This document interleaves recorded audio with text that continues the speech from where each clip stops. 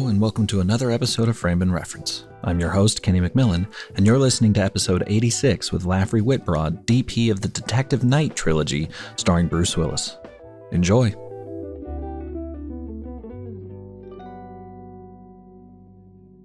What have I been watching recently? I mean, the movie I just watched that, really hit me was Women Talking. Oh.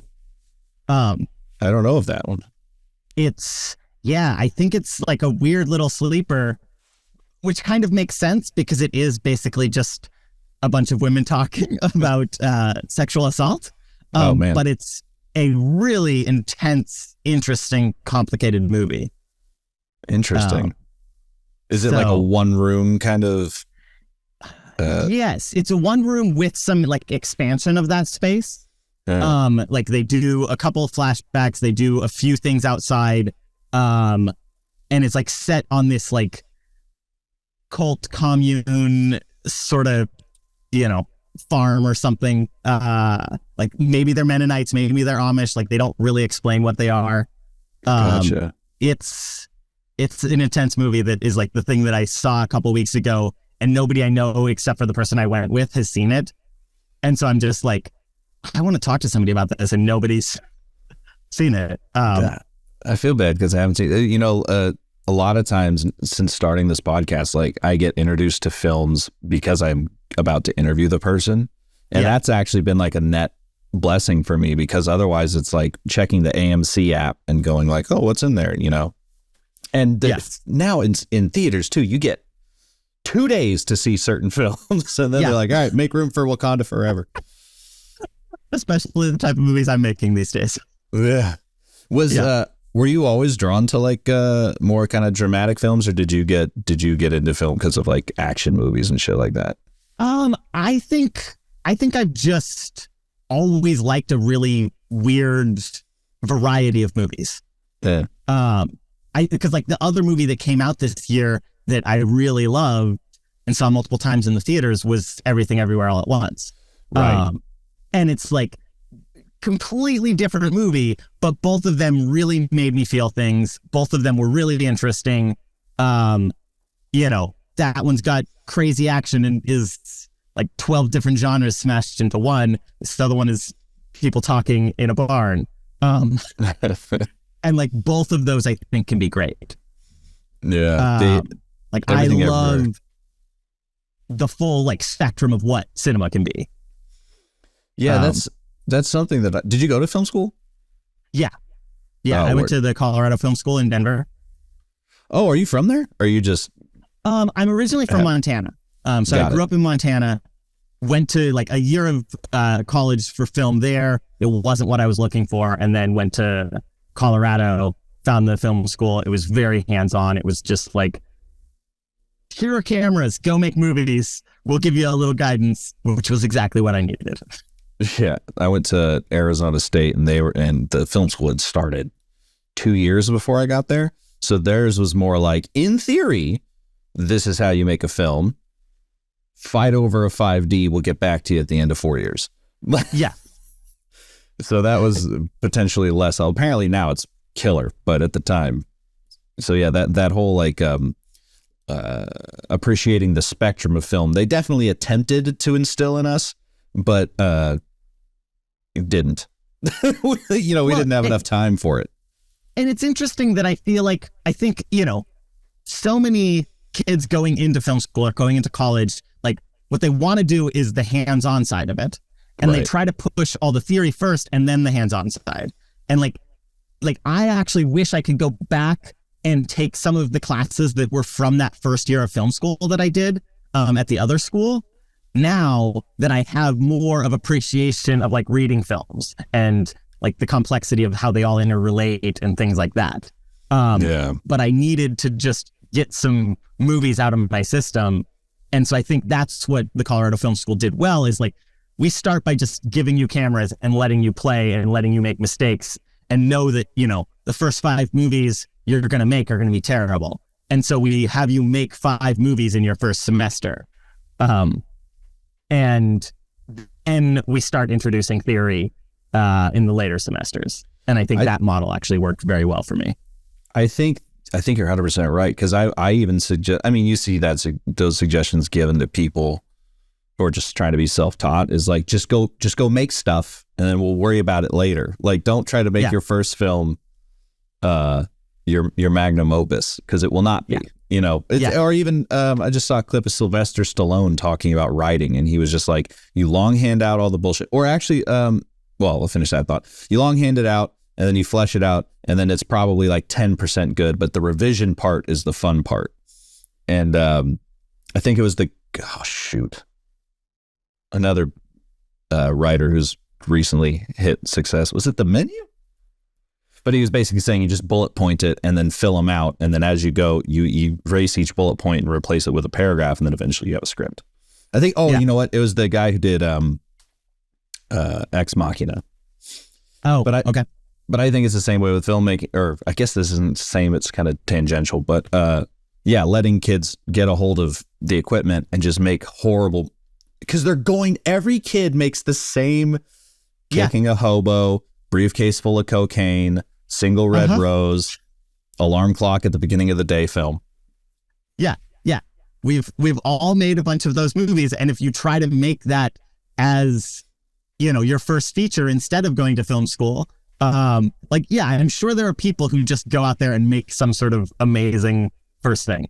That's not most of us. Most of us need to get those bad films out of our system. And I think most film schools don't actually allow for that space, right? Yeah. That like they spend so much time teaching you how to make films, and then you try to make one or two films, but really those are the Red Rose alarm clock movies. Well, and even so, like you think about teaching children, teaching people anything, especially kids, but teaching anyone anything, even if you say, do not do this, do not do this, do not do this, they have to do it before they realize why they shouldn't do it. No one ever takes advice. No one takes advice. Yeah. And so I think that's where it's like, okay, maybe just let you go do it and then talk about like, did that work or not? Rather than starting with don't do it. Like start with do something and then let's figure out what worked and what didn't. And when you've got, 20 or 30 people doing that in a class, most of those movies are very similar. But they're different enough that we learned 20 or 30 different lessons from each, set round of films that we made, because we were also watching each other's films and talking about what did and didn't work in them.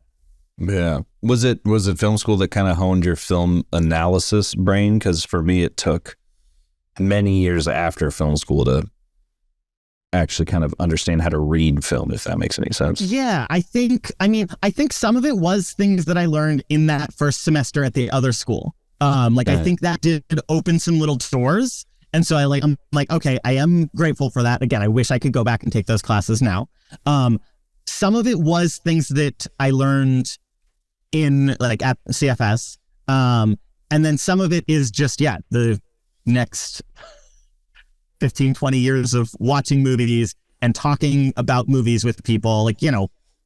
I think in some ways I've probably learned more about analyzing movies through talking to other intelligent filmmakers or people who are just cinephiles who love movies about movies we just watched. Another, though, actually really interesting experience, unfilm school related, but helped me learn a lot about bad movies, good movies, and just what is interesting and what isn't interesting in a movie, is I was a screener for a film festival for a while. And that, it's one of those things that you might not think of, but it's a volunteer thing that you can do, and you will learn a lot from doing that. You will watch a lot of bad movies, Some of them have something interesting in them, and you're like, oh, I'm actually glad I watched that. I never would have paid for that. I never, it shouldn't be in this film festival, but there's a nugget of truth or a nugget of something that's interesting. And then a lot of them are like, oh, yeah, I'm seeing these bad movies over and over. And I now am like, what is it that sets apart these good movies that were like, yes, we want these in our festival from these other ones? So yeah. No, that's a great point, because I think So recently, a friend of mine made a documentary that he put in a bunch of film festivals and then eventually got nominated for an Emmy. Did I say it was a doc? It's a doc. Yeah. And it occurred, and I was talking to him about it, the experience, the whole thing. But one thing that we were kind of discussing was film festivals are where if you're an indie filmmaker, if you haven't quite broken it, like where your stuff will get seen, but it also, exactly like you're saying, like it gives you such an amazing kind of 30,000 foot view of what is currently being made.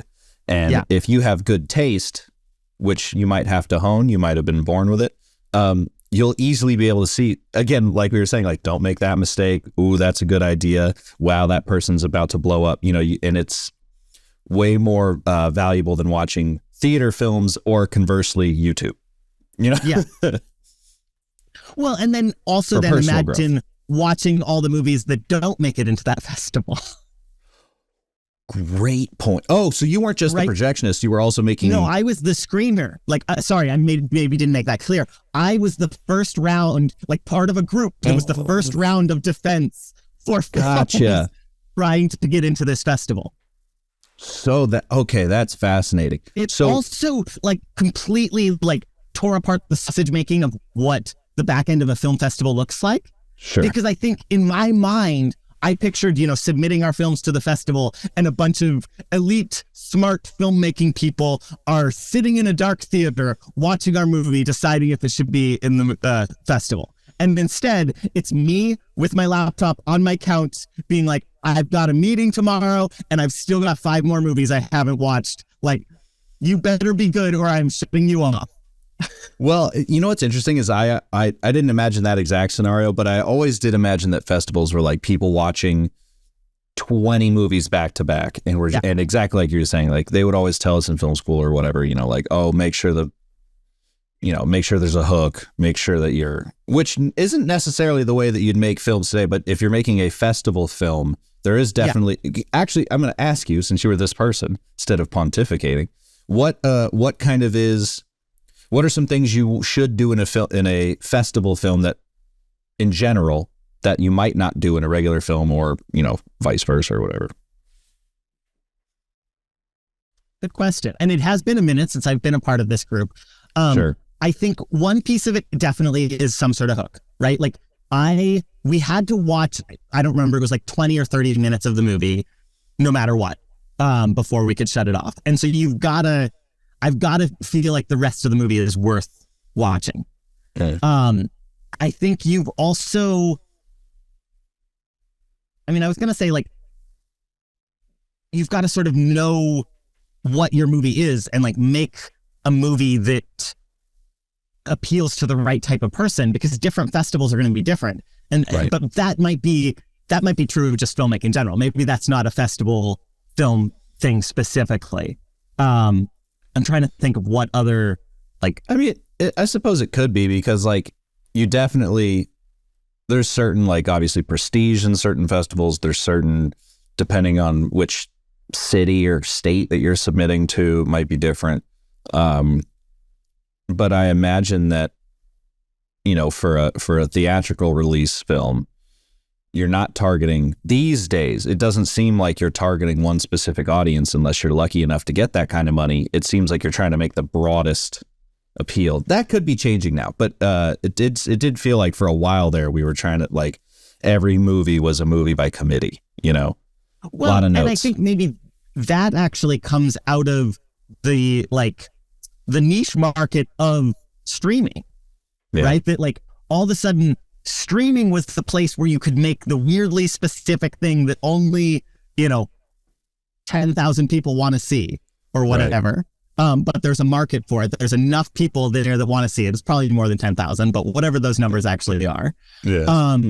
And so all of a sudden then theatrical movies had to be the ones that everybody wanted to see, because you had this other market that was getting the funds for the things that were smaller. And because you had to, like, get enough different people into those seats, because people just weren't going in the same way that they used to. Like, people weren't going to weird independent cinemas as much to watch that weird niche thing that they couldn't watch anywhere else. Yeah. How do you think how can we encourage people, because we're talking about how valuable it is to see weird movies that wouldn't necessarily get in front of you, and how do you think we encourage people to give those films a chance? Because obviously right now money is not free as it used to be, so to speak, and people's time is incredibly valuable, so people don't often choose like, oh, I'm going to go take a chance on some double feature at American Cinematheque or Lamal or whatever. I mean, I guess I don't know that, like, I feel like the people who would need convincing probably don't want to go watch those movies anyways. Yeah. I don't know. Maybe that's not true. Like, I guess maybe I wish some things were sold to me a little bit more or something. But I'm like, I want to go see weird movies, and other people don't want to go see weird movies. Like, right? Like most most people going to a theater want to see some sort of big rom-com, big blockbuster, big drama, whatever, like that, those things that they go to the movies to see. And it is cool that we live in a place like Los Angeles, or people who live in New York, or these bigger markets that can support art house movie theaters where you can go and see smaller, weirder movies. Yeah. I think the way I think the way audiences maybe are getting away from that, and I think it's a good thing, is back to the internet, is streaming, is short form content on the internet, like all these interesting things. It's like something like Everywhere All at Once, like, did great this year, and isn't a movie that you like. That on paper has to be really hard to sell. A lot of highlighters. This character is actually this one, blah, blah, blah. That's got to be just one of those movies that nobody's going to fund or say yes to. And so you've got to like build in an interest, like a way, like enough credibility to your audience and the people who are funding your projects to be like, this will work. And we have proved ourselves in all these different avenues. Like one of the things that I actually love about the Daniels is that, and I guess I haven't looked recently, but I assume you can still do this. You could go on their Vimeo page and go back like through all the things they've ever uploaded. No, that's all still there. When I interviewed the DP, I went and looked through all the old stuff. Yeah. Interesting Ball, so it's like, all that stuff. Them playing with, but like even before Interesting Ball and all that, like if you go back far enough, it's them like using After Effects to make their belly buttons sing. Yeah. And I'm like, there's a through line there of like that stuff that kids are doing just experimenting to, okay, now we've gotten like the credibility, like we're doing some weird music videos. Now we've gotten the credibility to do some big budget music videos. Then we do our short film, Interesting Ball, and then we do a feature, and then we do a bigger feature. And it's like, I think maybe it's not convincing people to go to the movies. Like people are going to go to what they want to go to. It's convincing maybe the gatekeepers, the people with the money, that we have made things that people have enjoyed enough that people will come to the movies for this. Yeah. And I think that part of that is building up to that. Yeah, because one conversation I've heard a lot is like the death of the kind of mid-budget comedy.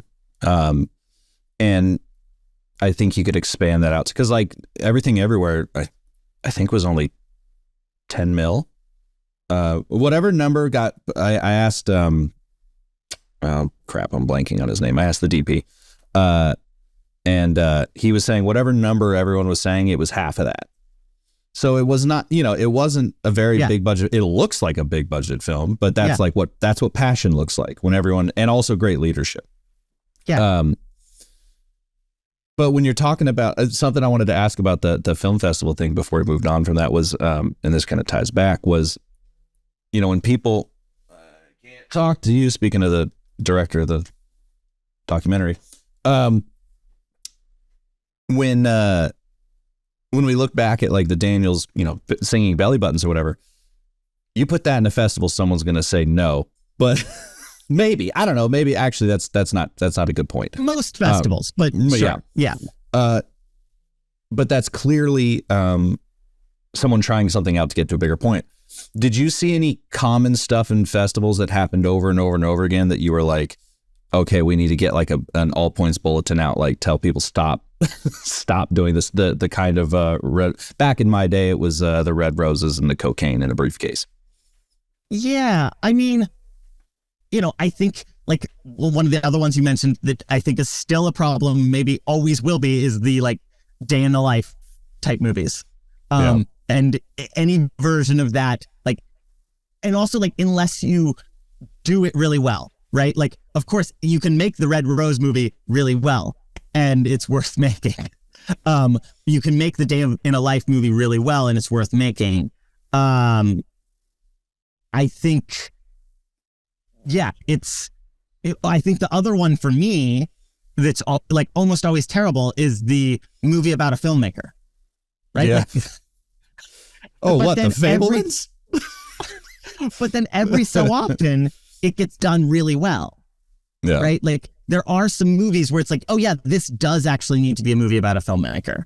But most of them don't need to exist. It just is the thing, it's the write the thing you know. It's like, no, write the thing you know, but also the thing that's weird and interesting. And that's only, it feels weird and interesting to like you as the filmmaker because it feels like making films is so hard. Yeah, it is. I think make a movie about what you know is some of the worst advice ever. Because kids don't, or people who are just starting, I keep saying kids, I'm 32, I'm not that fucking old. People who hear that advice don't know what the advice givers are saying. Yeah. It's not, I wake up and do things every day, I should make that movie. It's like, what is your point of view about a thing? Tell me about that. Yeah. Write a thesis. And how can you explode that idea into something interesting? And maybe that is making a literal, this was the story of my life movie, but more likely it's like setting that movie in space. Or it's, somehow being like, how do we take this thing that is, interesting to us and this thing that I have a perspective, like I have a unique perspective on this because of who I am and what my history is. Now, right. How do I take that and put it in an interesting package that people want to see? A great example, I just saw someone on the old TikTok, I think, was pointing out that like Casey Neistat, of all people, had a very boring on paper, every episode of what he did was goes to the store, whatever, but he was able to construct it in such a way that you were compelled to watch. And so if you have something that's interesting to you, you can construct it in a way that will become compelling. And it may or may not win, but at least it'll make someone interested in what you have to say, and then you go from there. Yeah. Were you always interested, because it kind of sounds like you've got a good directorial mind. Were you always trying to be a cinematographer, or did you kind of do the classic, I want to be a director, never mind DP for me? Well, I mean, I think if we take it even further back than that, it's like, I think I always wanted to be a storyteller. Like, I don't know that that's how I would have described it as a kid, but like, I used to like push my cousins on the swing and like tell them a story and like play with the swing to like bring that story to life. And then at some point I got a camera and I started making movies with it. And then I actually remember like having like a mid-childhood crisis where I'm like, all of the cool people who are doing interesting things like started when they were younger than I am. Yeah. And I haven't started doing anything yet. Yeah. And then at some point later, once I was like, oh, I think I want to do film, I'm like, oh, wait. When I was having those weird childhood thoughts, I had already started doing it, and probably nobody recognizes it at that point because it is these things that you're just innately drawn to. And a little bit of that was the technical stuff for me, but I think mostly it was the storytelling. And so but I think maybe originally I thought that would have looked like being a writer or a playwright or something like that. But I'm dyslexic. And so like actually writing and reading was always sort of a struggle for me. Sure. And I think at some point I realized, oh wait, I can tell interesting stories, and other people are telling interesting stories through cameras. And so, yeah, I kept on grabbing cameras and making movies with them.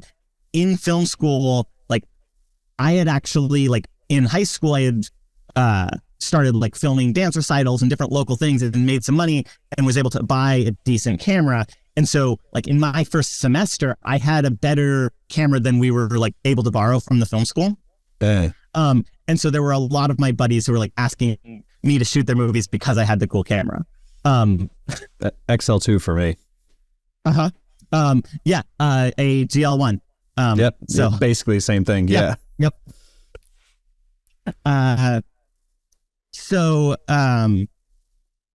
It was like, I guess I sort of came at it through that, but I think I also realized that like crafting the visuals and telling the story in that sort of way was the thing that I really enjoyed. Like I did direct in film school. I think when I started film school, I don't think I understood all the different titles. So yeah, of course you're sort of like, yeah, I want to make movies.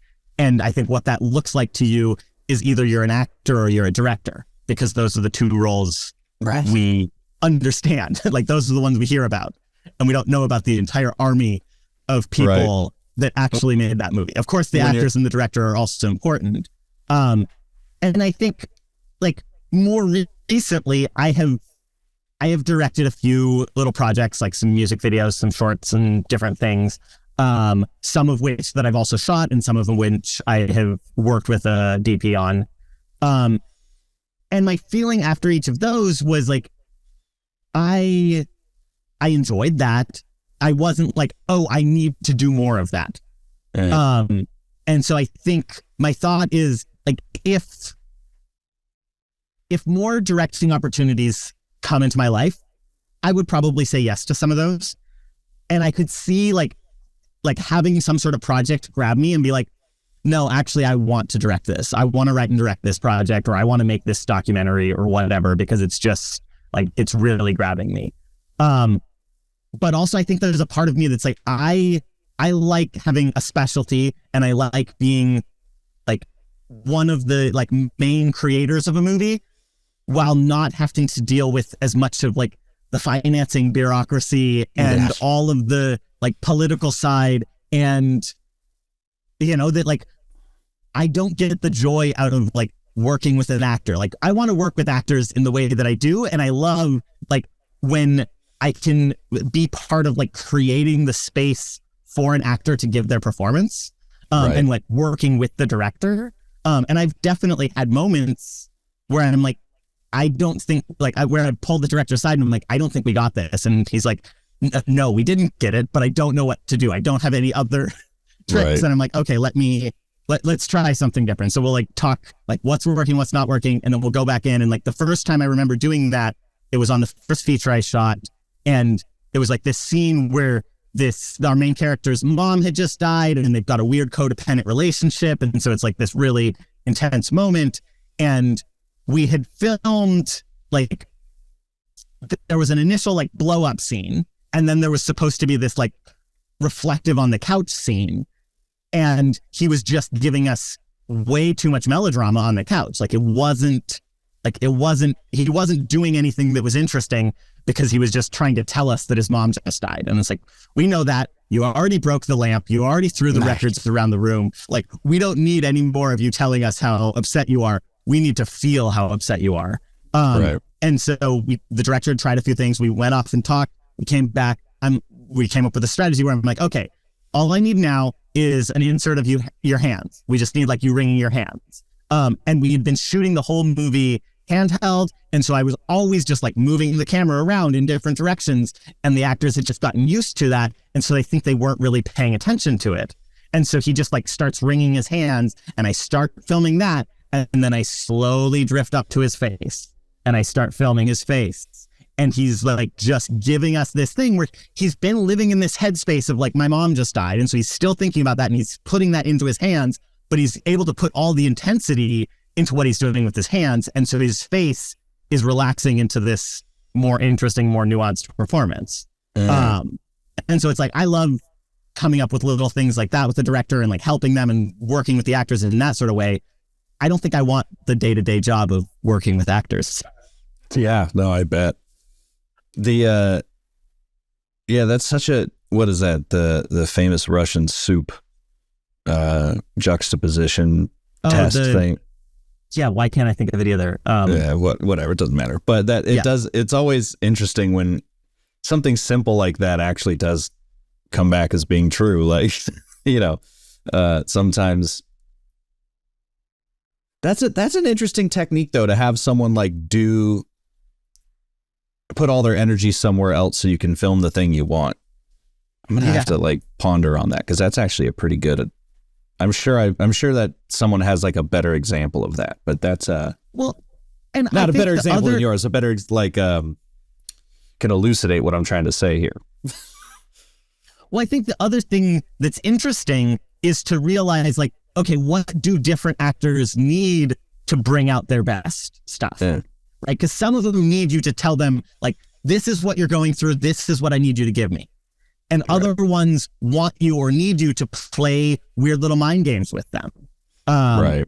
And it's important to understand what those different things are as the director, but also as the rest of the crew, because you're then creating that space.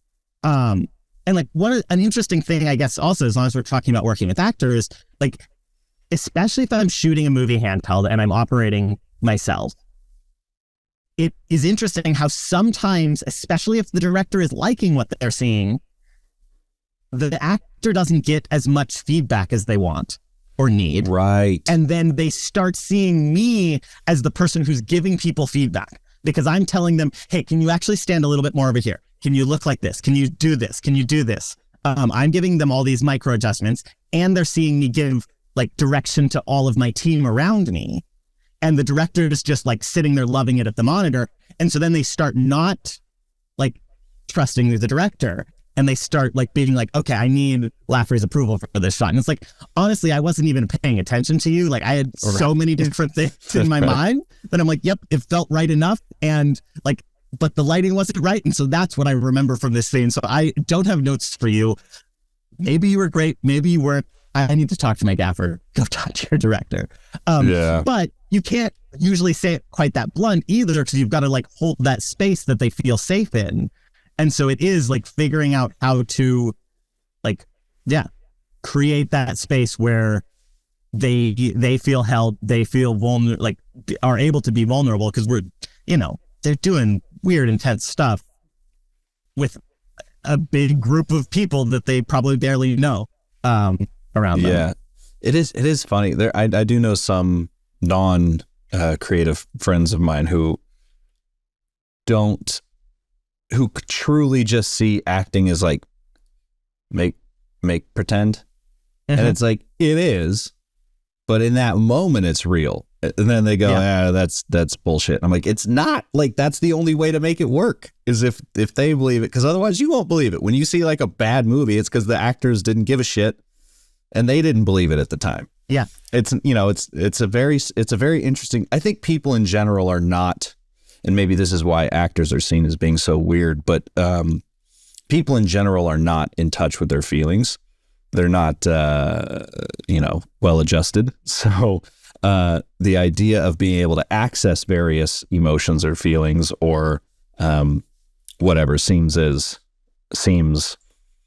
either creepy or fake or whatever, and not an example of someone who is potentially well adjusted, and just able to, and just knows where those emotions exist in their own psyche or whatever. Yeah. That's not really a question. No, but I guess the other thing it made me think about is like, yes, it's like they're able to tap into all those things, but it's also the entire, like, it's everybody around them creating the space where they can feel comfortable doing that, but also then bringing those emotions out in a visual way, right? That like the costumer is going to put them in a costume that makes you feel those emotions too. Like the gaffer and the DP are going to create lighting that help you feel those emotions. And ideally, all of those things are working together, and one, creating a safe space where they feel like they can have those emotions, and two, giving you visual cues and representations of what those emotions are in a way that isn't like so heavy-handed that you notice it, and it just feels like, oh, that actor gave a really intense, beautiful performance. And like, it's like, yes, they did. Also, you're watching all of the different craftspeople doing their job, and also understanding like, oh, in this scene, this is the emotion, or this is the arc of emotions that we're going to go through. And it's not just like, how do I make this lighting look cool? What's the coolest costume I can put them in? Like, sure, there are moments of that, but more it's, how does this lighting or this costume express what's going on in this moment? Yeah. Yes. You know, if you put someone in a dank, dark corner and waterboard them, they're going to feel an emotion, even if it's a safe space, you know? Yeah, we've talked a bunch on this podcast about how important costuming and production designer. I've interviewed a few amazing production designers and costumers, and it really is like, I've said it a bunch. The DP gets a lot of credit for what the production designer has done oftentimes. Sure. Yeah, and working with a good art team and a good production designer, like, just makes my job so much easier, right? That like, if I'm showing off and exploring this cool world that you've created, rather than like trying to fight against the things that don't look the way they should, which I've done plenty of both sides of the spectrum, like that just makes what I do so much more enjoyable and so much easier. And so I can just be like, oh yeah, I can just point the camera anywhere in here, or I can point the camera in this direction that you have planned that this is the direction to point in, and it's going to just work. And so like, there actually came a point where like where I was working on projects, they were getting bigger, and my crews were starting to get bigger because people understand like, oh, lighting and camera, like that's important. Like whatever the DP asks for, we're getting that for them. Which, you know, there's a certain amount of that I'm like, I appreciate that. I'm happy to take advantage of that. But then I also got to a point where I'm like, oh, I see that you don't value the other departments the same way you value mine.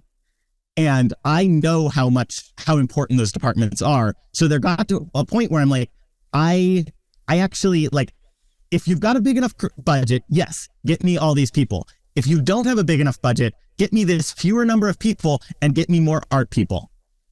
Because that is actually going to make my job easier, make us work faster, make your movie look better, more than another person on my team. Even though, you know, I might be stretching my team for how big they are. So yeah, art is huge. Yeah. Also, I think it's the department that if I wasn't in camera, if I wasn't a cinematographer, I think it would be art department. I'm glad I'm not. Like, they get run ragged. Like, I have so much respect for them, and I'm just like, treat your art people well, especially camera people. Like, camera people who don't appreciate their art people and just like harass them or like feel like like, I'm mad at those people, and I am very respectful of my art teams and try to make sure that they know it. Because one, like I said, probably the department I would be in if I wasn't in camera, but more than that, I know how much my job changes when I've got a good art team. Yeah, I've said a number of times, if it weren't being a cinematographer, I'd be in props or special effects. I got three now friends who work at Legacy Effects, and like you said, they're getting run absolutely right. You know, like 16-hour days every day in different cities every day, but they have the coolest job ever. Yeah, you know what? My buddy made Grogu's ears. You know, amazing. Did you? I'm just going to shout him out. His name's Kerry Lee. Did you see the Obi-Wan show? Just bits of it. I didn't really get into it. Yeah, I mean, I watched it, but it was okay. But did you see the part where there's like this dinosaur bounty hunter chasing Obi-Wan through? That's my friend Carrie, because so cool. They built the suit based on him, and then they I guess they didn't have enough time to find an actor to like fit in it, so they just put him in it. And that's the kind of fun shit you can do if you're in the special effects department. Well, and also I think that like sometimes you like, if you're the person who built it, you understand the nuances of what that thing can do, and you can bring it to life like nobody else can. I worked on a movie with puppets once, and mostly the puppeteer was like one of the main people who had built it. And then one day he wasn't available and they had to bring in this other puppeteer, and like it just didn't have life in it. Like he didn't understand the nuances that this creator like could just like the way that he could move his body to make this thing come to life. The Jim Henson effect. Yeah. Jumping more into kind of like cinematography stuff, we on this podcast we talked to Ed about American Siege, which you shot. Yes. But recently you helped shoot a movie that I also helped work on. Well, not one of your movies, but the third one, the old Detective Night trilogy. Yes. I assume you got that gig because you shot American Siege. Yeah. So definitely got the Detective Night movies because of American Siege. But I guess really quickly, Ed and I feel like we have a good origin story. Okay, go ahead. Which is that we hated each other when we first met. Awesome. I was shooting his buddy's music video. It was just like super low budget. It was right when I first moved to LA. I was just taking any random thing I could find. Ed was shooting commercials and weird little music videos and stuff at the time. And so he just came to help his buddy out for the day. And I thought, like, who is this asshole? Like, he's arrogant. He doesn't know his place. Like, this isn't his music video. And he sees me like running around with, Home Depot lights with gels gaff taped to them without a real crew, like just chicken with my head cut off. And he's like, who is this DP? Like, my buddy's video is going to look terrible. Like, this person doesn't know what they're doing. 6 months later, he's looking over his buddy's shoulder as he's editing, and he's like, holy shit. Like, I saw what that looked like on set. This person isn't incompetent. They're a wizard. Right. And so he gets my info from his buddy and reaches out to me and is like, hey, like, I'd be interested in shooting a project with you. Can I send you my script? And I think, well, he was kind of a douche, but I only met him the once. Like, maybe he was just having a bad day. Like, I'll read his script. And I read the script. I'm like, okay, there's something interesting going on here. Like, I'm not ready to commit to it, but I'm ready to have coffee. And so I'm like, hey, let's meet up. Let's talk about your movie. He texts me back. He's like, can you go to Iceland with me this weekend to shoot a whiskey commercial? And I'm like, paid trip to Iceland with an asshole? Sure, I'm down.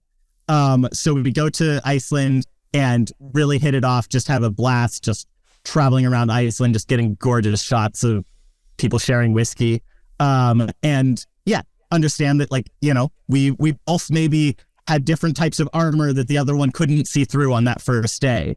And so, yeah, so glad that we gave each other a second chance, and it has led to a relationship full of crazy adventures. Like, we shot a bunch of these just, branded content, music videos, whatever random gigs Ed was getting at the time. And then as he started coming up into features, eventually he was able to bring me along on some of those because he knew we worked well together. And American Siege was the first one that we really shot the whole thing together. And it was, a really fun, special project. Crazy, like we prepped it for like a week and a half and then shot it in like 8 days. I think you remember. And it's a Bruce Willis action movie. Like, like it's insane that Looks it's even great. a movie. Thank you. And yeah, I had a blast doing it. Like, got to work with some great friends, got to make some new friends. And it was awesome. But then it led to us getting to do the night movies. And like, each time we did another one of these movies, we're like, okay, let's push ourselves. We know that we can make these crazy movies. We know we can do it. We could just use our old formula that worked for us last time, but like, that isn't that interesting. Like, let's that first one, it's like, okay, the only way we think we can get through this is to shoot it all handheld. So let's shoot it all handheld. And it looked great. It fit the story. Like we made like part of, I think, figuring out the visual look of a movie. Half of it is like, okay, what does this story need? What should it be? And then half of it's like, what is the technical stuff, the budgets, whatever sort of technical requirements you've got, like what are those and how do you marry those two things together? How do you make it so that the things you have to do technically also are aesthetic choices that work when you've made the right rules for that universe that you're playing in? And so for the Detective Night movies, we're like, okay, we don't want to just shoot this all handheld. We're going to get Steadicam, we're going to get dollies, we're going to shoot it mostly on sticks and little sliders, and just, figuring out like how do we make that shift? How do we still shoot a movie in way too few of days, but don't just rely on the fact that we've got two operators running around with easy rigs, grabbing the footage really fast. Yeah. Because that was actually something I was going to ask was, or I guess something I don't know is, so you didn't shoot the third one, right? That was someone else. The third Detective Night movie? Yeah. So I shot all three of them. Oh, you did? Oh, okay. Yes. I shot all three of them. And it's interesting because the third one that came out was the first one in order of shooting it and scripts. Oh, that makes more sense for my involvement because that shit was forever ago. Yeah. So, but we shot them basically back to back. So we shot what you're calling the third one. We shot that one first in New Mexico and then had like 2 or 3 weeks off and then flew to Vancouver and shot the second two simultaneously. Gotcha. Okay. And that makes sense. A few of the same crew overlapping, but mostly different crews on each. So, knowing that and knowing like these aren't super high budget, they're indie budget, let's say, with a little extra stank on it. But like, what are some things maybe you learned about getting a high production value out of perhaps more limited resources than one might expect?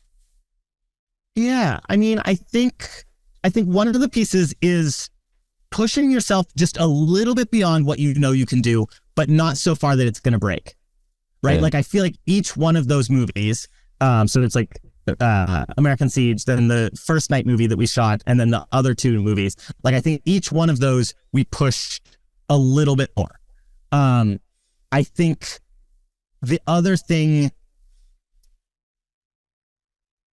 I guess, is just like paring it down to what do you actually need? Like you can't, like you've got to get enough safeties and enough coverage and enough things to make sure that you aren't completely shooting yourself in the foot. But also you can't overshoot. Right. Don't have enough time. Yeah, you just don't have time. And I think the last thing is on time is just like being decisive, being like, we've planned this as much as we can, and now we have to make choices, and we have to be able to live with those choices, and we have to do it quickly. And I think that also comes into trusting your collaborators. Like on all of those movies, there are shots that I never saw until I saw it in the theater, or at least a rough cut of it, because it was just like, okay, I have camera operators who are talented cinematographers in their own right. I can send them off to do this other thing. I can trust them to do that because I need to be here focusing on this. And even if that's like the fun stuff sometimes, right? Yeah. Like, set Brandon Cox off on the one you're talking about to like hang out of a helicopter and shoot police cars flying around and crash sequences. And it's like, sure, that would be a fun day. But I've got to make sure that I'm taking care of story beats that Ed and I have talked through and that like only I understand. And I can trust that like whatever this car chase sequence is, like Brandon and I talked through it a fair amount, but I also trusted him to make decisions on the fly and get what he gets and go from there. So I actually interview him on Saturday. Oh, very cool. Well, say hi to him for me. He's a great guy. And yeah, I'm really like, I've learned a lot from working with him. And yeah, again, great to have people around you who have your back and who are really good at what they do. Because like, I remember this moment on American Siege where I was just like, my mind was being exploded and like pulled in a million different directions. I was trying to set up this shot. I'm like, it doesn't look good, but I don't have enough brain cells left right now to know how to solve this problem. Like, I can't move the sun. Like, the sun is where it is. I can't move the sun. I don't like the way that this lighting is looking. And Brandon's like, if it's not my place, like, you can do whatever you want. But if you just bring him around to the other side of the tree, then the sun is where you want it. And nobody can tell. And I'm just like, thank you. Yep. We're going to shoot it like this. And it's just like, you want collaborators that, you know, and it's not like, I was going to say you want collaborators who are better or know more than what you know. Like, it's not like that was like this thing that is like, oh, I didn't know you could do that. It was just, I was in a state where my mind was being pulled in too many different directions. He was operating, and so he didn't have to have as many things in his mind, and he's a DP and he's got my back. And so he's like, hey, Laffrey, let's do it like this if you're cool with that, because it'll look better and it'll still work.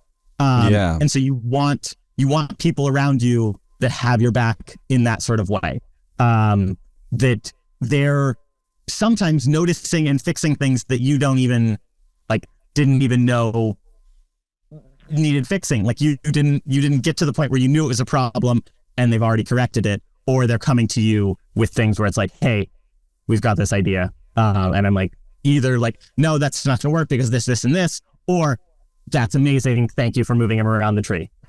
Yeah. The Navy SEAL / self-help guy, Jocko Willnick, describes that as detachment. Like, sometimes if your head's super deep in a situation, you need to like take a step back, just detach and take a look around.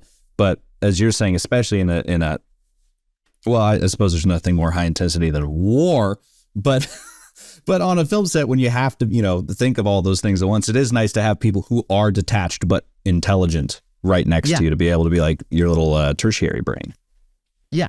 And it's also just, you know, like, sometimes it's my AC like pointing out that there's a light fogging the lens and offering me a French flag.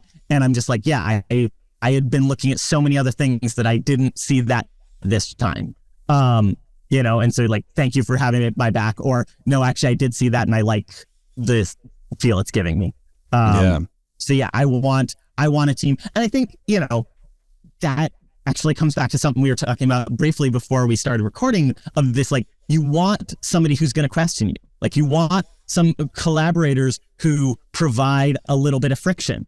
And I think that's true between like the director and the DP. It's also true between me and my crew. And it's like, you don't want a lot of friction. Like, if you've got too much friction, then like you're beating each other up and you're not able to be efficient. But if you have a little bit of that friction, a little bit of like, let me question you on that. Like, can we do it a different way? Can we do this? One of my favorite memories of that was I was working with this director, and he, like, I lit this scene. I was loving it. It was this like modern noir movie that we were doing. And it, or even like a little sci-fi noir kind of thing. It was dark. It was moody. It was great. We shot a take. He comes up to me. He's like, I think it's too dark. I think you went too far. And I'm like, are you sure? I'm like, I think I like it, but also we can add more fill light to this if that's what you want. He's like, please, I think that's what this needs. And it was like, okay. I'm like, I you know, you're the boss. I'll do what you want. And so we shoot the rest of the scene with extra fill light. And the next morning I get a message that's like, hey, can you come in to the production office early? And I'm like, oh shit, like, what did I do wrong? Am I getting fired today? Like, what's going on here? He comes in and he's got like the dailies pulled up, and he's like, you shouldn't have done what I said. Like, oh, I was wrong. You should have pushed harder. You shouldn't you shouldn't always just listen to me. And it was like, oh, okay. Like, thank you for like, I didn't know that I like had that space with you. And it was like this realization of like, oh, like we are all collaborators. We should be providing a certain amount of friction, and you've got to understand how much friction different people want. But it's like, there's a reason why I'm the cinematographer and they're the director, and I have like honed my lighting skills for decades. And I know what's going to work. And do I sometimes go too far? Sure. And like sometimes a director will come to me and be like, oh, like I think like we need a tweak here. Like this isn't quite working for me. And I'll be like, okay, what are you thinking? And either they'll give specifics or tell me a direction, and I'll then have a conversation about them. And it has to happen quick because you don't have time for long philosophical debates. But it's like you can have a quick friction conversation that ends with like a better film at the end of the day. Because you're not just blindly, either side isn't blindly just accepting what the other one's giving them. And I think that's directors. I think that's people on your crew. It's like, you should all be having, like, if you've got each other's back and you're providing friction to make the ultimate piece better, like you want everybody looking out in that sort of way. Yeah. Is there, have you figured out a way to, if you're working with a new director, to figure out how much friction they maybe do or do not want, or is that more of a thing you kind of learn after a week or so of discussion? Yeah, and I think that's one of those, you just have to feel them out. Yeah.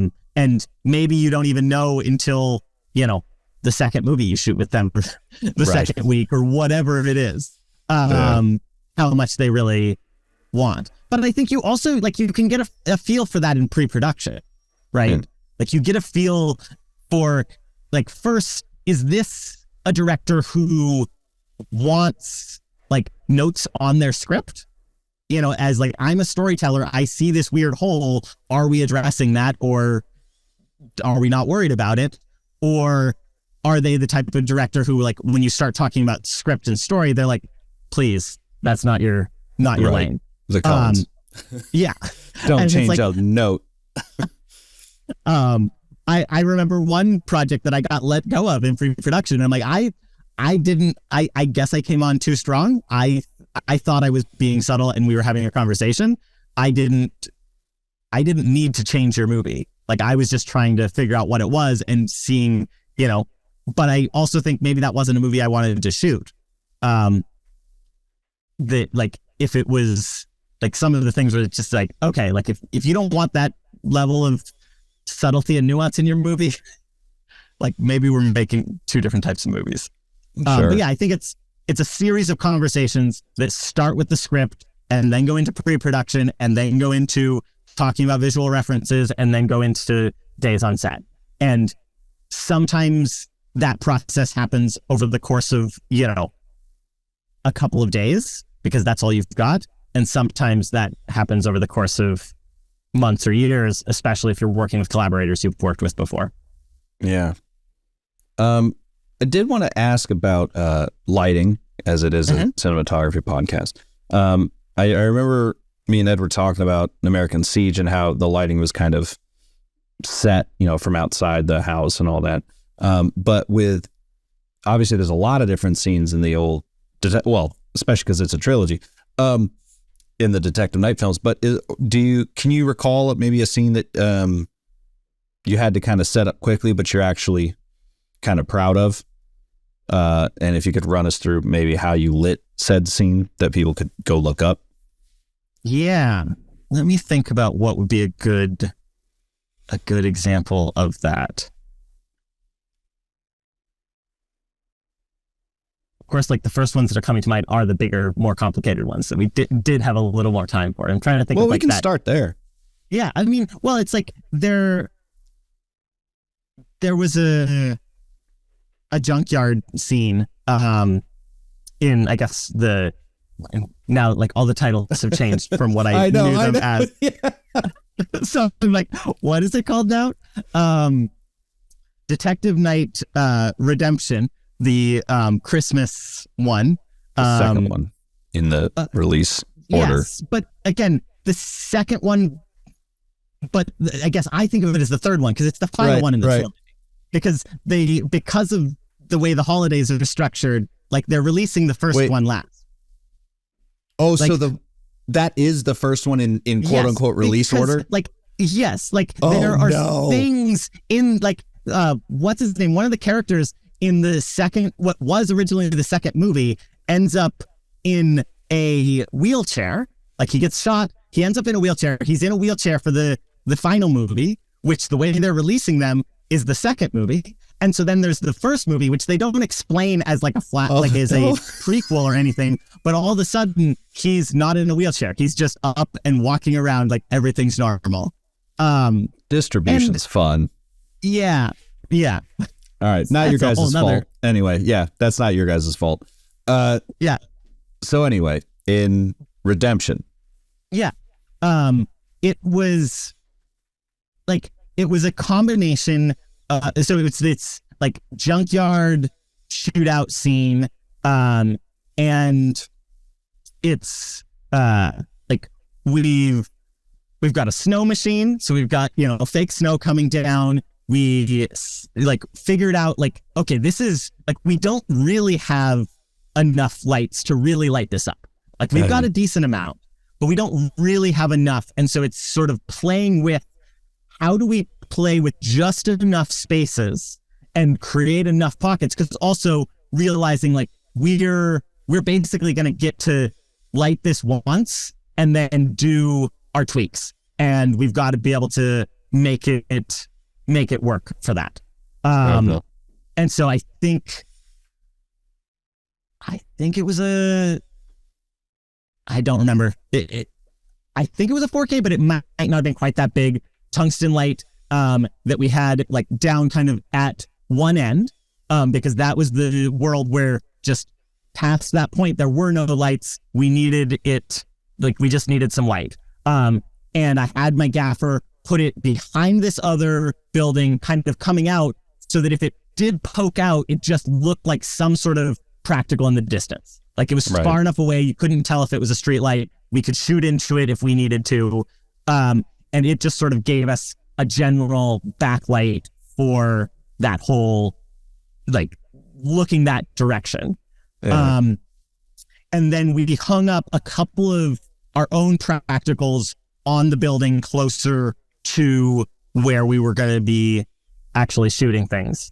And then it was mostly Asteratubes that we put in, like there were this rack of old engines and we just hung up a bunch of tubes in there and I think played with a combination of like shifting light in different color directions to be able to create contrasts kind of no matter which different direction that we shot. And then being able to just then within that space be able to play and create the shadows that we need by which side we're going to shoot things on and just understanding enough of how that sequence was going to play out.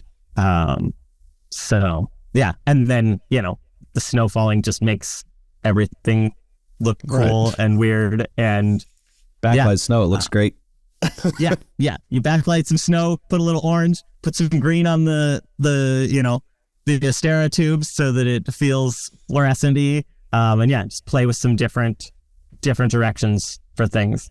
And again, it's the different departments coming together, right? Like that scene doesn't look as cool. That scene doesn't look as good without the addition of the effects department and the snow. Right. Or locations, for that matter. Or locations. Yeah, that was a great location. Again, our department didn't have to do a lot there. It was mostly just making a few things safe, telling us where we couldn't go.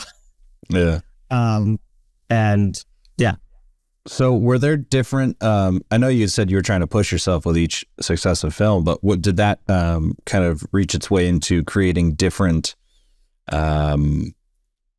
lighting ethos for each film, or were you trying to kind of keep a consistent look between the three? Yeah, I mean, I think it was a mix between both. And I think one of the one of the pieces where I'm like, okay, I don't just want all these to look exactly the same. I do want to have some fun, try different things, do different things. You know, like I think to a certain extent, every movie should be its own little sandbox that you get to play in. And you should get to try new things. And I know that I've got certain stylistic things that I lean into. And so sometimes it's like, okay, that's just part of who I am. That's part of what I like. And also part of that is like, okay, and let's sometimes play against that, like if the movie calls for it.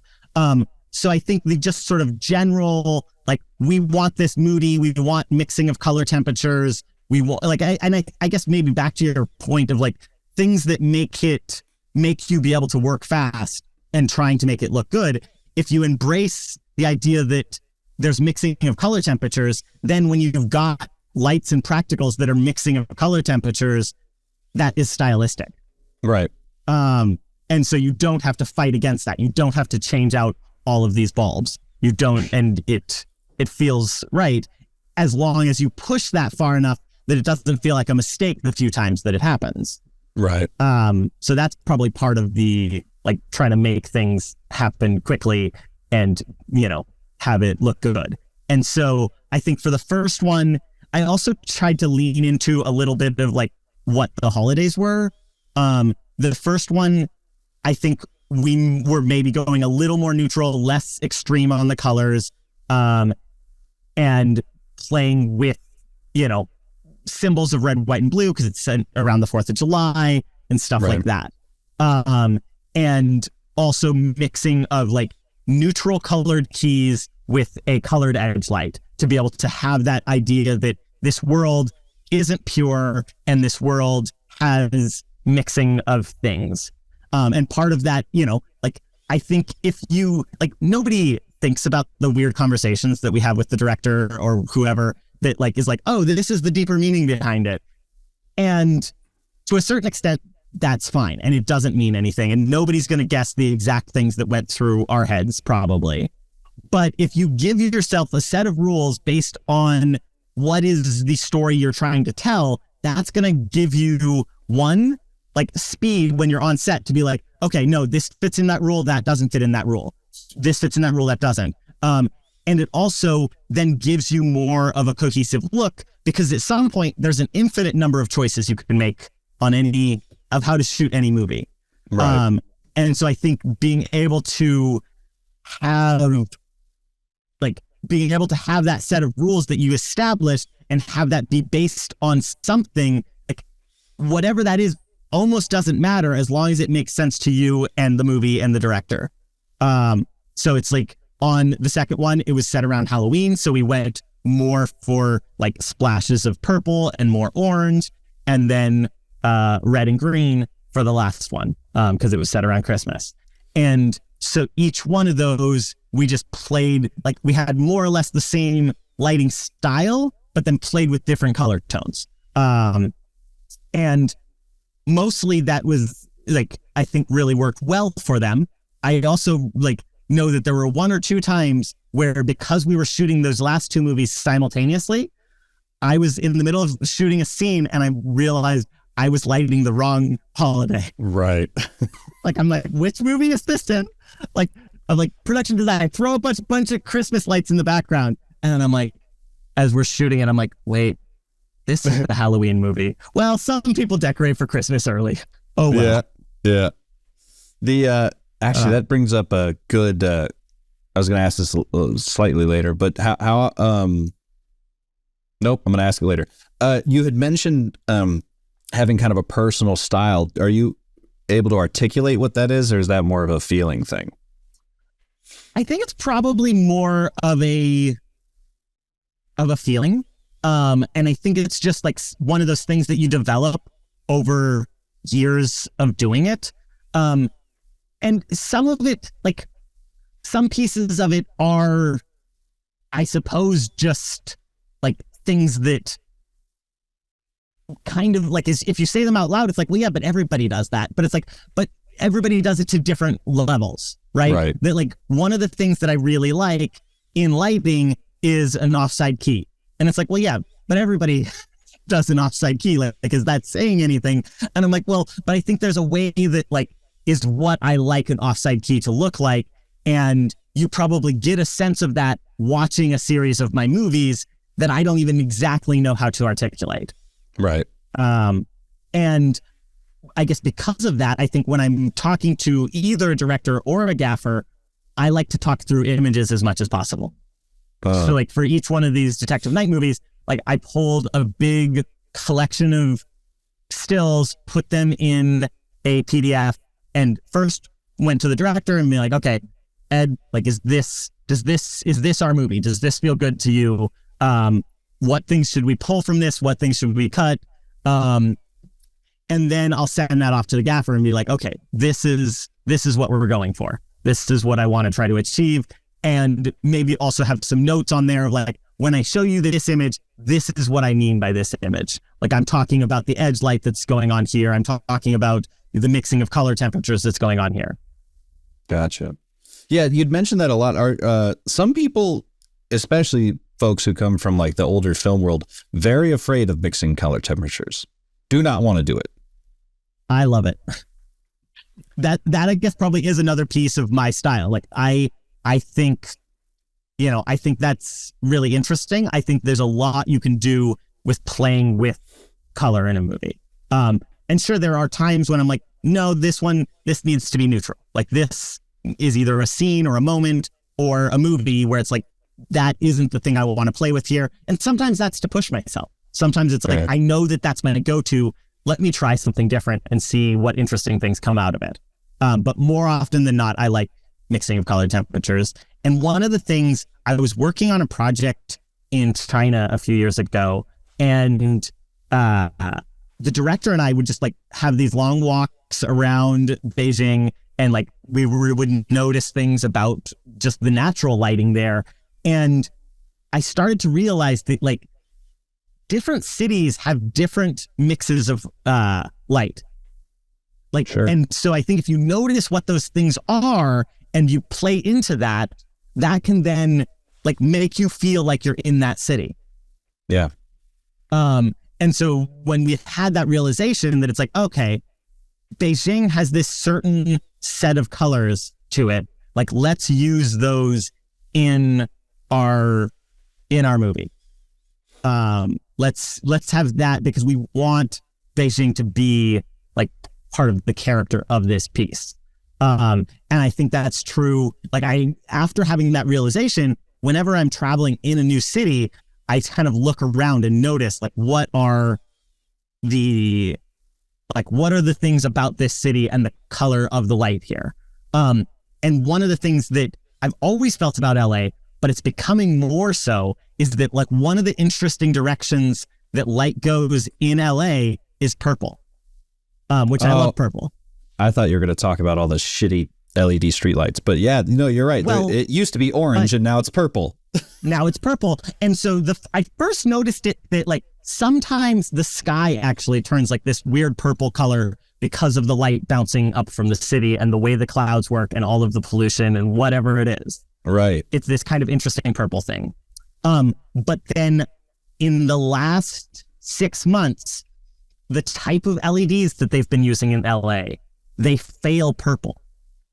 Like there's this thing that you see driving around LA in the last 6 months of like city streetlights failing in this direction, like this weird purple color. And I'm like, I am excited to shoot a movie set in LA and play with that idea in this moment of like, oh, this is going to be one of the interesting, iconic LA looks, I think. And I hope that I'm one of the people who gets to do that. I'm sure other people will play with that as well. But yeah. Well, and you're totally right. Because like if you look at movies before the LED adoption, so let's say like 2006, I want to say is when they started doing that. Your Collateral, your Fight Club, whatever.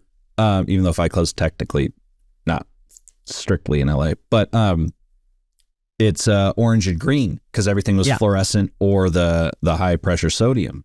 And I think a lot of, obviously tons of towns across America use that high pressure. I miss that orange. The orange feels like, I don't know if it makes people feel like they're in danger, but it feels very homey to me. Yeah. And the LEDs do not. The LEDs feel like I'm in a prison yard. I did. Oh, that's the other thing. I'm such a nerd. I wish they would make a small color meter that I could carry around. And like, you know, when you're in those scenarios, like meter it and be able to save like the spectral output and like the XY coordinates and everything. Because when I got my color meter, Lord knows, I was running up and down the street, just anything. Just that's what the 7-Eleven is. That's what the, you know, just this is what Sun in the Shade is. Because I didn't know. You I've said this a million times, but like you set an LED to 5600, is it?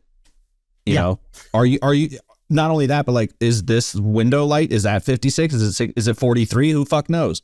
Yeah. And also like, as a different cloud rolls in, or like the light now is bouncing off the building next to you and coming through, like all of those things are going to change it moment to moment. Yeah. XY coordinates are the fucking greatest thing with LEDs. Before I moved on to colorists, when you're mixed, this is something I've wanted to ask a lot of DPs, but a lot of them don't focus on mixing color temps, apparently as you do.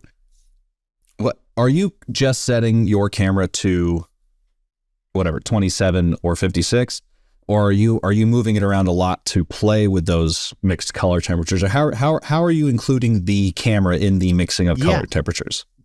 Great question. I feel like I do play with the color temperature on the camera as well, because I think also, you know, again, a lot of these movies are in this range where I have to move fast and I have to take advantage of what's already there.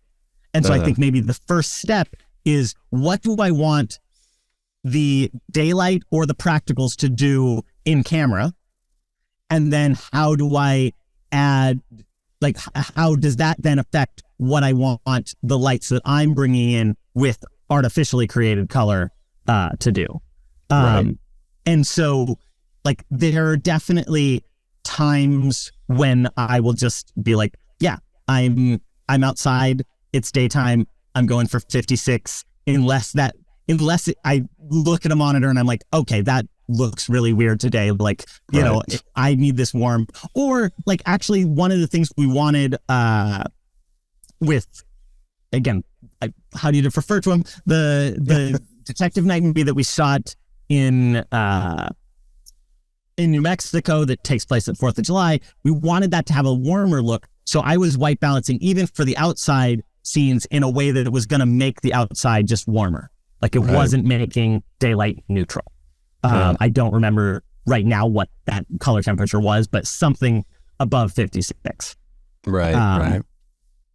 And so I'll do that and figure that out on a movie, and then just sort of be like, okay, this is where I like to play. I think that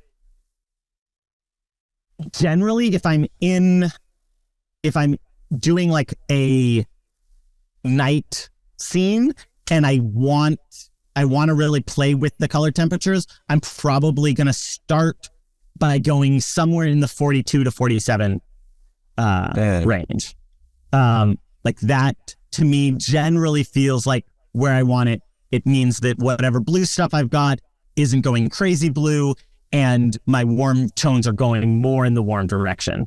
And it, again, depends on the film, how far I want to take that.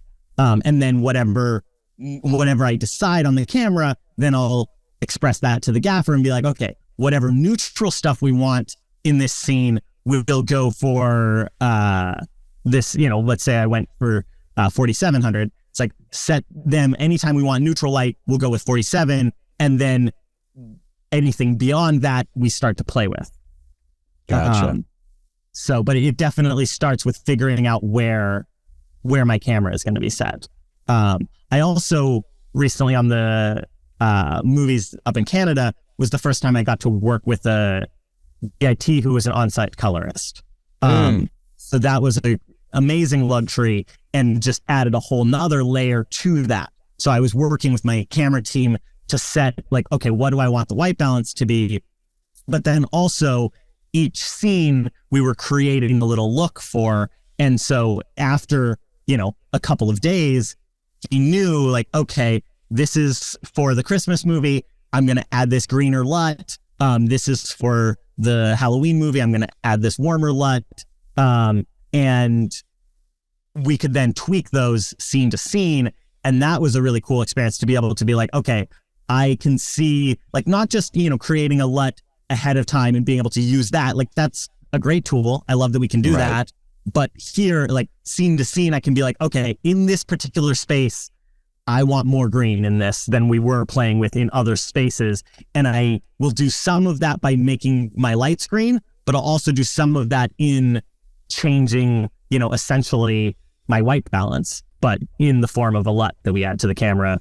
And so, yeah, that's a cool new thing that we didn't have before. Although it actually reminds me, one of the earliest ways that I played around with this when I was, a kid in film school, just trying weird things, is I would get different lighting gels and white balance through the lighting gel to be able to, like, before, when it was hard to control cameras and definitely hard to, like, mix green or magenta in or whatever, I would use the opposite of whatever I wanted and white balance through that to see what I could get as far as a white balance, or use colored cards to white balance on.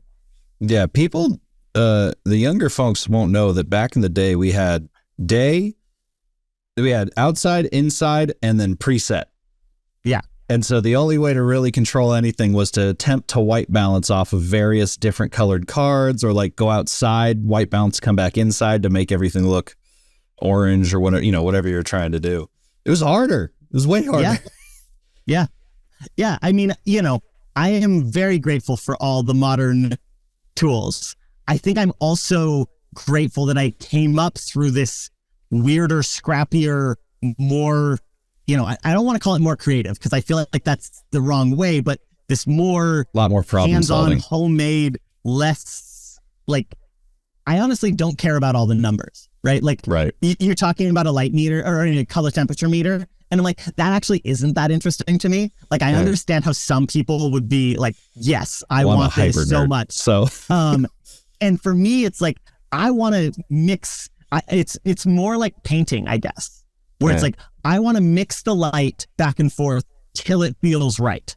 And I've got a sense of what that is, and so I can do it pretty quickly. But it's like, no, dial that down, dial it. Okay, that was good. And so I think maybe that's where having the on-set colorist felt really great too, of like, oh, you're able to be that next layer that sometimes I get and sometimes I don't get when I'm, finishing a movie, whether or not I'm brought in for color.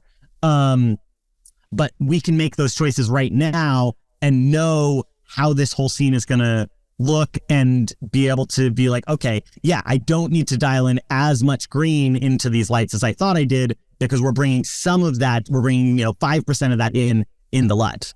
Yeah. But yeah, I think it is like painting for me. That's definitely like, I kind of wish I was more like that. I wish I had more of a feel for it. I'm very much like like I said, a hyper nerd. I'm always like, is it correct? I don't care if it feels correct. Which is the opposite of filmmaking. Filmmaking is 80% feel. There is no technically correct, as much as we would all wish there was. I did want to, this is apropos of nothing actually, before I've kept you a little too long, so I'll let you go here in a second, but I did want to ask, because we were talking about not only the on-set DIT being a second set of eyes and helping you out and stuff, but earlier when we were talking about having like a 30,000 foot view of stuff. Have you heard of the Frame.io camera to cloud stuff? Oh, yes. Yeah. Where after you rip off a clip, it goes straight to the editor. Yep. It's the coolest thing I've seen in years. And I got to review a couple of devices and like talk about having a second set of eyes. Like, your editor can just be in the official editing suite and could just like call you and be like, hey, that was out of focus, you should reshoot that, or whatever. They're so detached that they can just objectively look at everything and be like, you missed a shot or whatever, while you guys are all deep in it. I think that technology is going to get really, there's been different versions of it, with Pix and Cube something or another, but it's seems more widely available now with that thing. Yeah. I mean, it definitely, like any of these tools, like I'm sure that's one of those things that's going to be amazing and so frustrating, right? To have another set of eyes on the footage. Yeah. Giving Anytime notes. you get a call from the editor, you're like, not today, text me, bud. Like, let me know. Like, I guess probably the closest I've had for that is this movie I shot in Colorado last summer, where we were just like passing off a drive every night to the editor. And we were like, basically the entire movie is set in a tent. And so we could, like, we were in the same locations or the same location. And so it's like, if there was something that he saw that wasn't working, we could actually like try to pick something up. Right. And that was pretty cool to be able to feel that. So I can't imagine the thing where it's like, oh yeah, by the end of our day, we already have a rough cut of this scene and we know what's working and we know like, oh wait, this one moment, this isn't gonna cut together. You forgot this thing. Like actually there's a moment in American Siege where like we just forgot to shoot one of the times that a hand grenade gets thrown. And we have this explosion for it. And like, we've got two different hand grenade moments and we only have one hand grenade being tossed. And we somehow had to, like the editor had to hobble together between the different coverage we got of that one toss, the ability to like have two different moments in the movie. So I can definitely see the value of that. And I think, mostly having more people who care about the movie looking at the image is actually a great thing, as long as they know their place and they know how to communicate in a helpful way. They know the appropriate amount of friction. Yes, they know the appropriate amount of friction. Well, like I said, I kept you a little long, so we'll let you go. But I finished the podcast the same two questions. And this is, every time I do this, it's like always, it's either I'm interviewing someone about a television show, so it doesn't quite work, or in this case, it's a trilogy. But if you were to program a double feature for this trilogy, what would be the other film?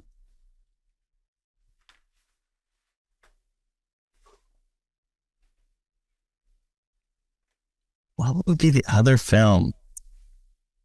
That's a great question, and I haven't. It can compare, it can contrast.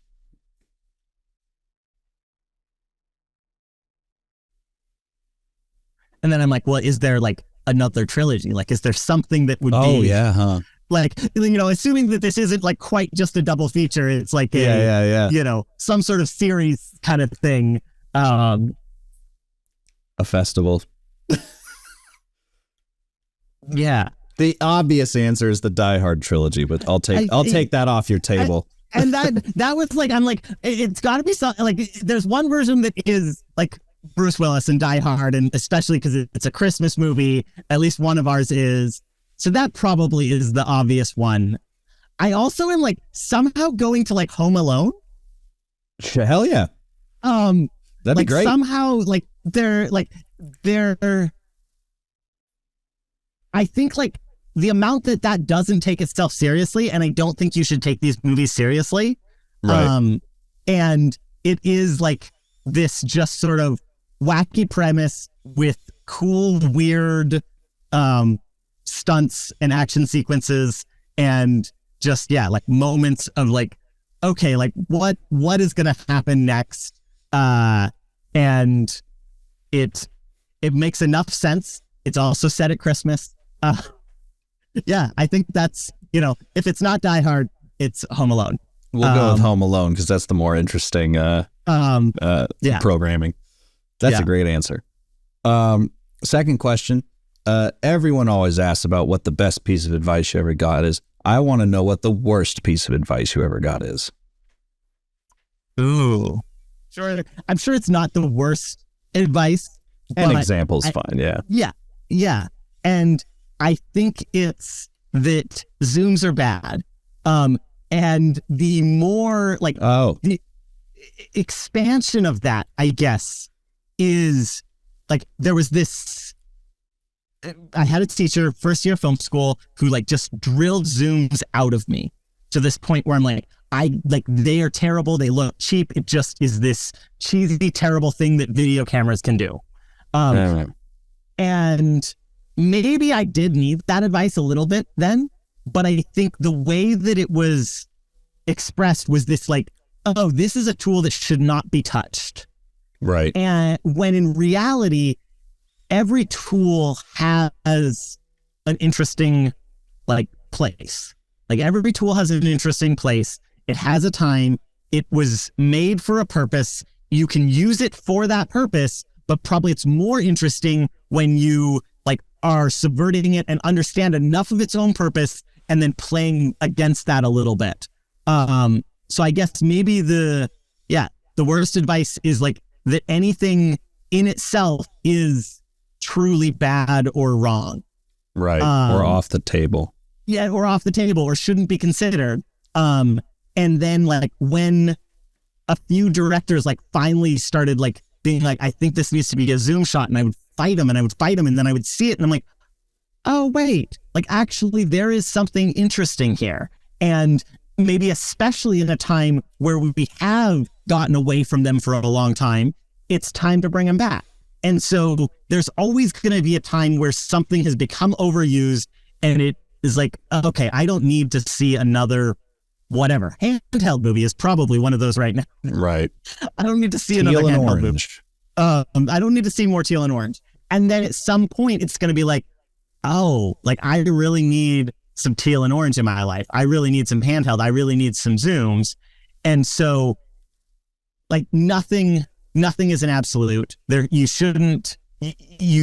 can set rules. I think setting rules for a specific movie and deciding if like, does that fit in this universe for this movie that we're creating, but don't start from a place where like anything is specifically bad or off the table. Like some of the weirdest things end up leading to really interesting looks. And I think that the filmmakers that we enjoy, whether that's a cinematographer or a director or whoever, are the ones that take risks. The ones that don't just play it safe. So yeah. Totally. I also got the zooms are bad drilled into me. But I think, in the 70s when zoom lenses were first coming around as like usable, everyone was using it. Anything is film's fashion. David Fincher said that. Film is fashion. And so fashion at the time was zooms, and then camcorders got zooms so they seem cheap. But now that no one's using zooms, now people go like, oh, that's kind of cool. Fucking Tarantino uses them all the time. No one's going to tell him he's wrong. Yeah. You know?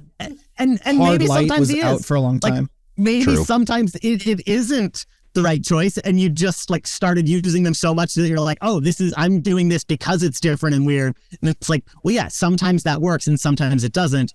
But yeah, don't just assume it's bad because it got overused at some point or because it does remind you of something. Like maybe the fact that it reminds you of a camcorder is exactly why you should use it. Yeah. Like I actually had this weird project where like it was just this weird thing where all of a sudden at the end of the project, we were just getting new pages because we had extra time. Okay, sure. And we're just like, these don't fit in our movie. Like, I don't know how these fit. And so we just started like being as weird and experimental with the way we shot them to the point where like, if we just make these bad enough, they can't cut them in with the rest of the show. Like, right. It just wouldn't work. And so we started like, we pulled the zooms out and we did like extreme snap zooms where we'd go from a huge wide, the guy would look into the camera and point, and we'd zoom into his face. And just like things like that. And the producer who was giving us the new pages was just eating it up and loving it. Like the crazier we went, the more he loved it. And it did make it in the final film or the final project. Wow. It's weird. And we're like, if we knew we could be this weird from the start, like we would have done so much weirder, crazier shit. And it's like, oh yeah, sometimes you just need to push things and do things you think are bad to be like, actually, that's kind of cool. That's working for this thing. And it's like, what is this thing? This thing is really weird. And so then when we worked with that producer again, we like from the get-go are like, whatever weird, crazy shit we can think up, like we can do. Like let's go weird. Let's break rules. Let's try things that other people wouldn't allow us to, because when we tried to mess up by doing that, he loved it. Right. So this is the sandbox where we can break whatever rules and try things that we don't think would work because we have permission. So I guess also maybe just take that permission and try weird stuff. Yeah, dude. Well, like I said, I got to let you go, but that was a fantastic conversation, and the movies I have not seen yet, so I can't say they look great. But from what I saw from the clips that I had to copy or match, that looked pretty good. Thank you. And thank you. Yeah, I'm very happy with the way they came out looking. And yeah, they're fun, cheesy, wild rides. Hell yeah. You know, we light a Christmas tree on fire in one, and yeah. Perfect. Which I want to take credit. That was my idea. I was walking around Vancouver, and I'm like seeing all these Christmas trees out there. I'm like, what if we light a Christmas tree on fire? What if we burn this motherfucker to the ground? We had enough pre-production time for the effects department to build us a Christmas tree that we could light on fire. Hell yeah. So yeah, you never know what weird little idea is going to pop into your head, and you're like, okay, yeah, go with that. Awesome. Well, stay in touch, man. I'm sure I'll see you around at some point. Likewise. It's been a great chatting with you. I'm excited to be part of the show. Frame and Reference is an Owlbot production. It's produced and edited by me, Kenny McMillan, and distributed by ProVideo Coalition.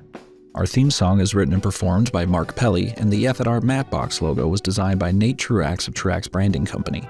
You can read or watch the podcast you've just heard by going to provideocoalition.com or youtube.com/owlbot, respectively. And as always, thanks for listening.